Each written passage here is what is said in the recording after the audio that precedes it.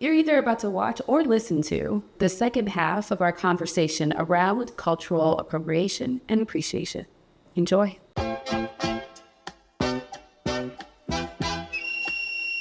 It's real. It's real. You know the deal. You know the deal. Come on. So let's, in terms of just thinking about how, leaders and workplaces can help mitigate and lean towards appreciation instead of appropriation. Right. What are some things that we had such a cute, we have that cute video. Which one? The TikTok with the Fijian. Oh, yeah. I think, because it really does illustrate. We'll find it and we'll pull it up. But it is this TikTok around Fijian people saying, "Of course I'm Fijian," and they describe what it means to be that in their country. But their characteristics, like phenotypically, they have like textured hair, right? And they have brown skin, and so it's so cute. You all will see it. But there's we're assuming she's African American just by how she shows up. She says something like, "Wait," along the lines of, "Wait, are we kin? Are we related?" I'm Fijian. Of course I live in the happiest place on earth. I'm Fijian. Are we kin to them? Are y'all kin to us? Because I feel like cousins. Like, how are we? And what I love about that in particular is the leaning into the curiosity. Yes. And it's her wanting to learn more about Fijian culture, Fijian people, because there's a connection there and wanting to really explore that more and really understand it, which also speaks to when you were doing your research around the kimono thing. It's like you're curious about it. So that's a way that as employers, leaders, we can really support more appreciation opposed to appropriation, is really leaning into the curiosity side. What other ways do you think? Well, I really like the curiosity because I think it goes back to what we talk about all the time, is that to get that deeper understanding from other people that you're interacting with, you have to build the trust first, right? So if we use that video as an example, where the person who stitched the video we think appears to be Black, and she's seeing something in people from another country that reminds her of herself. Yeah. And so then you want to know more, right? It could be, there's many things that you would see in other people where you're like, oh, like I do that too, right? And I think when you're finding, whether it be, I think we always say sports, but there's so many other nuances. I mean, one of my favorite ways where I was able to make connection with someone who initially was making a lot of sort of assumptions about Black women. Our first, he is from Brazil. So the first interaction we had was during an investigation I was doing. And a Black woman that worked for him had raised a complaint about him. And so he said to me, but she has an attitude. And I was like, pump your brakes. What does that mean? What do you mean by attitude? Right? Because just to be clear, if you're having an issue with someone, you should describe the behavior. Attitude is a subjective term that means whatever it means to you. And attitude is a trope that is used against Black women all the time. Right. And so what I shared with him, though, it was in a moment where I said, there were times where people told me I had an attitude, which was frustrating because I'm like, I am really just showing up as myself. So I don't know what you mean by saying I have an attitude. And he was shocked. He said, people thought you had an attitude? I was like, yeah, absolutely. And he was like, interesting. And so I talked to him about, of course, me having to be self-aware is, am I showing up in a way that I don't intend to? But the other part of it is, on the other side is, are you just uncomfortable with the way someone shows up? Right? So that was our first interaction, which, could have made him be like, I don't even want to talk to her anymore. But he said to me, I really appreciate that you even taken the time to explain it. So then it was like we were able to continue to work together on other things because we worked together. And there was that's when sort of the YouTube trend started off, where people made all these YouTube videos of themselves putting on makeup and opening kids opening toys and weird stuff. And we ended up in this conversation where I was like, I kind of feel like a bad parent because I let my son watch these YouTube videos of kids just opening presents. And then it's like, but I like HGTV, which is like people walking around looking inside of strangers' houses, and he's like, oh my God, my girls do this too. And he's like, and now they're in the video, now they're in the mirror saying, hey guys, today we're gonna do, and then it became a running joke for he and I of like, I'd see him and I'm like, hey guys, today I'm gonna teach you how to make a smoothie, like just in the hallway. And so it was like, even though we had a tough sort of beginning interaction, it was that willingness on his part to learn. Right. And my part to not shut down when I heard, Right. you know, a triggering term, and us being willing to build these connections. To then it was like when we didn't work together anymore, I was like, oh, you know, Actually, yeah, pretty cool. I like you. yeah. So I think that was a really long tangent, y'all, and a relevant one, but it was a tangent to get at the idea of the staying open, knowing yourself, which we talk about a lot, and being able to try to build those bonds in terms of. Again, you don't have to be an expert in all of it, but you got to make an effort to understand situations outside of your own. Absolutely.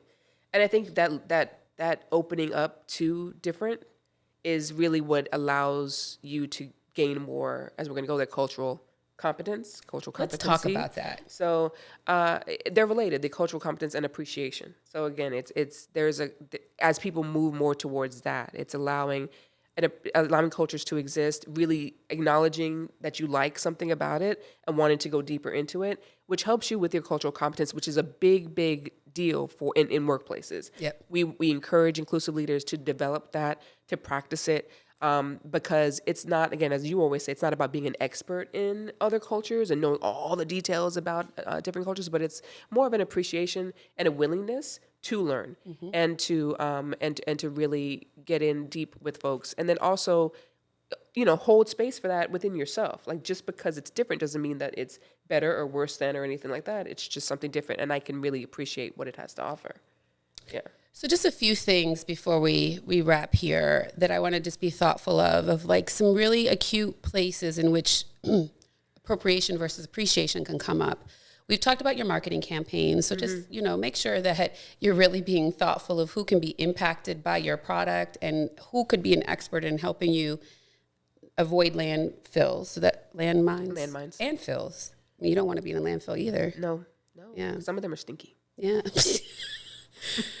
Another place where it can come up, if you're having like a potluck or you're having a place where people can bring different types of food, being thoughtful. This has come up a number of times in the work that I've done over the last 20 years, where, you know, people eat food that is not normal to you, but that does not mean it's not normal to them. And we don't yuck other people's yum. We don't say, oh, that smells weird.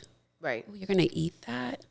And the best example of where I was able to help sort of impact perspective was when my son was in 4th grade. He was friends with a kid who came to the U.S. from India and is Sikh and eats a lot of food with curry. And my son came home and said that the kids kept making fun of him because of the way the curry smells. And for those of you who have not had the pleasure of having any level of curry, yellow curry often has a very strong, fragrant, amazing smell. Yes. We need some curry in our lives today, Indian maybe. food for lunch, maybe? For lunch, yes. Sounds good. And so I talked to the teachers and they let me do a 4th grade version of unconscious bias training. It was adorbs. And I was able to gently bring this young boy in without him knowing why I was doing it. Of like, is there like, you know, we talked about food and I brought up curry. And he's like, and he got so excited to talk about curry because it was how important it was to his culture. Yes. And and it was that moment where these kids were, and so then I could say, just because it's not normal to you doesn't mean it's not normal to them. It doesn't mean you have to try all the foods that you're maybe not interested in, but it's definitely don't yuck yum. Right. Absolutely. Let's talk. Can you talk to us a little bit? We all actually flashed up an image for you all too, which I mean, there's many of them. Halloween parties in the office. Yeah, that's a big one. Just be mindful of it. It's like you can't. There's certain things that are just, you know, no go. Like when you take on Native or Indigenous or First Nation garb, just don't do it. Guys. Like, do not. Just don't do it. It's not a costume. I mean, because it's not a costume. It's not a costume. The big sombreros. Yeah, don't do that, guys. The sexy Native American dress. It's weird. So just be mindful of that stuff when it comes to, because what's the intention behind it? Like, what are you really trying to accomplish here with this costume? Because it's not like you're really, it's farcical. It's not something that you're trying to educate or learn or really appreciate. It's just like, oh, look at me, fun. I'm having some fun with this thing, when this is someone's actual everyday real life situation. Yeah, and I think that it's fascinating because my son is in high school and they always have like Spirit Week, and they have the best ideas that help you stay out of this kind of trouble. So it's like, it's crew, they're going to be like a crew day. And then they're like, oh, okay, we can be Alvin and the Chipmunks. Right. Okay, great. Right. I mean, maybe the Chipmunks would be upset. Maybe they would feel you're appreciating. I mean, they're really adorbs, right? So it's just the idea of like, also, we're not here to say we're the fun police. There's so many different ways to have fun and connect in a way where people don't get harmed, right? Yes. So we're not coming in here and saying, don't have fun. No, we're not saying that at all. Be mindful. We're just saying be mindful. And if there's any sort of, and you will know, like you get a sense, like is there a line? Well, most of us, not everybody, most of us have a sense that there might be something wrong. And if you get that, then ask someone maybe that is a part of the group that you're thinking of either dressing like or pulling a cultural aspect of. Ask, is this okay? Like, is it okay to honor in this way? And then also give credit if you are going to do it. Like, do something. Just don't take it on in a way that doesn't support or uplift or even highlight the significance of it to the main group. Can you please talk about credit? Because that is so important. I am like, that set me, you see, I had to touch my face. I had to calm myself a little bit there. Yeah, because we see it a lot, especially when it comes to appropriating Black culture, where you will, I mean, I'm sure we can flash some images of like Kim Kardashian or somebody else with different hairstyles or different attributes that are everyday for Black people. It's ours, right? Like, we do it, but then it's looked down upon when we do it. But then when other people do it, it's celebrated. It's like, wow, we don't get that same kind of love with all of this stuff. When Kim Kardashian started wearing what they were calling box braids or boxer braids, I just remember feeling like it was such a punch in the gut that she is getting featured in like Vogue and all these things with this hairstyle. And you're like, first of all, that's how I wore my hair every summer. Right. That was the way to keep your hair protected when you were going to the beach and you were going to the pool and you were like, your hair, you can't wear your hair out. Mm-hmm. You have to have it in. Mm-hmm. But also, braids are not, for people across the Black diaspora, is not just a hairstyle. It's not something fashion related. If you think about, sometimes it helped to note if you were royalty or what you were, or, here when folks were enslaved, hiding rice in their hair if they could, or helping people to understand that they were freed. Like, there's a whole cultural meaning. Mm-hmm. And it's like, you just come and usurp it. And I don't recall, I'm not saying she didn't, but I don't even recall her ever coming and saying, this is appreciation to Black culture. This is not She's never going to do that. This is not something I designed or I came up with. It's like, you just take all that credit. And so that's why I think it hit me. It's like, give props where they're due. If you're wearing something which we do all the time, well, just because also we like to do it. When you wear, I got this in Portugal. Mm-hmm. I bought this. My bracelets are from a farmer's market in Cascais in Portugal. And I spent all this time talking to the woman who made these. And it was like, I was curious about her. And and then I bought you earrings. I'm like, she's got to have something from this woman too, because she's so amazing with her metal work. It's like, I'm not going to come in and be like, I thought about this design. You like these? Right. Yeah, it was exactly. Me. It's and like this just came out of my head this way. And so, aren't I brilliant? Because I'm just doing that. I think that's the part. It's like, you're taking it on, but you're not giving credit. And also, just as an aside with the braids thing, because I know there's going to be folks that are like, but braids are across all cultures and everybody can wear braids. These particular types of braids, guys, are very much Black culture, right? Like, indigenous people, like Native people, First Nations people, yes, some Eastern European folks, yes, braids are different types of braids, come from different cultures, but these braids in particular are definitely Black braids. Okay, so we're out of time, because you already know when she's going this way, it's going to get wild.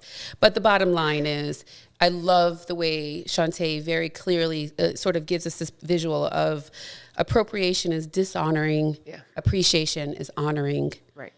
Relevant to the workplace when you're thinking about your campaigns and internal activities and how things can impact folks. remain curious, that allows you to show appreciation, and make sure when you are making business decisions that could impact other cultures that you're mitigating against bias and risk with expertise. And then when you're doing internal team building things, make sure that, people are getting credit for things. Again, if you're having a potluck, people having time to tell you where their food comes from and why they eat it, as an example. If you're getting an idea from an employee that somehow comes from their own experience, lived experience, make sure that employee gets credit, because maybe they're giving you an idea, but it's the why and the how that makes that idea so great, and you don't have that same experience. And again, as we always say, self-introspection. Knowing yourself helps you to be thoughtful. If you're curious about yourself and your own evolution, those around you. A lot more to come. Happy to have you.